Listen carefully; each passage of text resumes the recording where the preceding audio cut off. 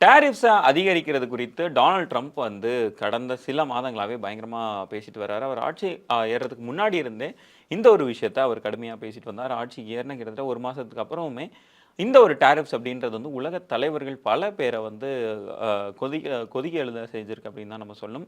அந்த வகையில இப்ப லேட்டஸ்ட்டா யார் அப்படின்னு பார்த்தோம்னா, ஜஸ்டின் ட்ரூடோ. ஜஸ்டின் ட்ரூடோ எந்த மாரியான ஒரு விஷயத்த இப்போ அவரு சொல்லியிருக்கிறார் அப்படின்னா, கனடாவோட இம்போர்ட் டாக்ஸ் எல்லாத்தையுமே அதிகரிப்பாங்க அப்படின்னு சொல்லிட்டு டொனால்ட் ட்ரம்ப் வந்து சொல்லியிருக்கிறாரு.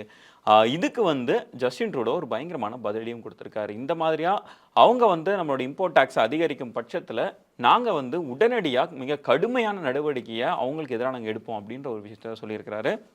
இன்னும் சொல்ல போனோம் அப்படின்னா, கனடா மற்றும் மெக்சிகோ இந்த 2 அண்டை நாடுகளோட அமெரிக்கா வந்து மிக ஒரு ஒரு பேடான ஒரு உறவுல தான் இருக்கிறாங்க அப்படின்னு நம்ம சொல்லிடலாம். தொடர்ந்து அவங்கள வந்து சீன்றதா இருக்கட்டும், அதுவும் குறிப்பா ஜஸ்டின் ட்ரூடோவ மிக ரொம்பவே ட்ரிகர் பண்ற மாரியான பல கருத்துக்கள டொனால்ட் ட்ரம்ப் வந்து கடந்த 1 மாத காலமா பண்ணிட்டு வர்றாரு. அதுல மிக முக்கியமானது என்ன அப்படின்னு பார்த்தோம் அப்படின்னா, கனடா வந்து அமெரிக்காவோட ஒரு அங்கமா நாங்க மாத்திருவோம். கனடா வந்து எங்களுடைய 51வது ஸ்டேட்டா நாங்க அங்கீகரிக்க போறோம். கனடா வந்து எங்களோட இணைஞ்சிருங்க. உங்களுக்கு நல்ல வாழ்க்கைய நான் குடுக்குறேன் அப்படி இப்படின்னு பயங்கரமா டொனால்ட் ட்ரம்ப்பும் பேசியிருந்தாரு. அண்மையில நடந்து முடிஞ்ச ஐஸ் ஹாக்கி வேர்ல்ட் லீக்லயுமே என்னன்னா, யுஎஸ் வெர்சஸ் கனடா கேம் நடந்தது. அந்த கேமுக்கு முன்னாடி ஜஸ்டின் ட்ரூடோவுக்கு எதிரா அவர் கலாய்க்கிற மாதிரியும் ஒரு ட்வீட் போட்டிருந்தாரு. என்ன அப்படின்னா, இது மாதிரியா நம்மளோட 51வது ஸ்டேட்டோட தான் நம்ம விளையாட போறோம் அப்படின்ற மாதிரியும், இந்த கேம நம்ம வென்று நம்ம காட்டுவோம் அப்படின்னு ஜஸ்டின் ட்ரூடோ ட்ரிகர் பண்ற மாரியான ஒரு ட்வீட்ட வந்து அவர் போட்டிருந்தாரு. அதுக்கு பதிலடி குடுக்கும் வகையில, எங்களுடைய நாட்டையும் நீங்க எடுக்க முடியாது, எங்களுடைய விளையாட்டையும் எடுக்க முடியாது அப்படின்னு சொல்லிட்டு ஜஸ்டின் ட்ரூடோ வந்து பதிலடி கொடுத்ததையும் நம்ம பார்த்திருப்போம். அந்த வகையில இப்போ டாரிஃப்ஸ் வந்து ஒரு மிகப்பெரிய பேச்சா போயிட்டு இருக்குது. அதுக்கு டொனால்ட் ட்ரம்ப் என்ன மாரி சொல்லியிருக்கிறாரு அப்படின்னா, மெக்சிகோல இருந்து இருக்கட்டும், இல்ல கனடால இருந்து இருக்கட்டும், அவங்க வந்து உள்ள மெடிசின் பொருட்கள் உள்ள வர்ற மாரி உள்ள ட்ரக்ஸையும் உள்ள இழுத்துடுறாங்க.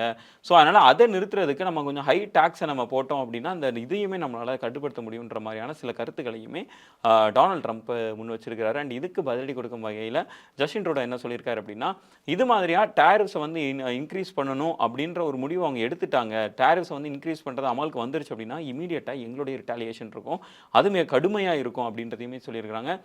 அது மட்டும் இல்லாம இன்னொரு விஷயத்த குறிப்பிட்டிருக்காரு. என்ன அப்படின்னா, இதுக்கு முன்னாடி அவங்க ப்ராமிஸ் பண்ண டாரிஃப்ஸ் வச்சனால தான் நம்ம பல பில்லியன் டாலர்ஸ் வந்து அமெரிக்கால இன்வெஸ்ட் பண்ணி அங்க நெறைய பிசினஸ வந்து நம்ம ஊர் மக்கள் வந்து ஓன் பண்ணிட்டு இருக்காங்க. இப்போ திடீர்னு இந்த மாதிரியான டாரிஃப்ஸ் இம்போஸ் பண்றது வந்து நியாயமற்றது அப்படின்ற ஒரு விஷயத்த குறிப்பிட்டிருக்காங்க. அது மட்டும் இல்லாம இப்போ டொனால்ட் ட்ரம்ப் என்ன மாரி இன்னொரு விமர்சனத்த வைக்கிறார் அப்படின்னு பார்த்தோம் அப்படின்னா, ஜஸ்டின் ட்ரூடோவுக்கும் சைனாவுக்கும் இடையில ஒரு ஒரு தொடர்பு இருக்குது. ஸோ அந்த உறவு வந்து அமெரிக்காவுக்கு ஆபத்தானது அப்படின்ற மாரியான ஒரு தொனியில அவரும் சில கருத்துக்கள் சொல்ல, இதுக்கு ஜஸ்டின் ட்ரூடோ மறுப்பும் தெரிவிச்சிருக்கிறாரு.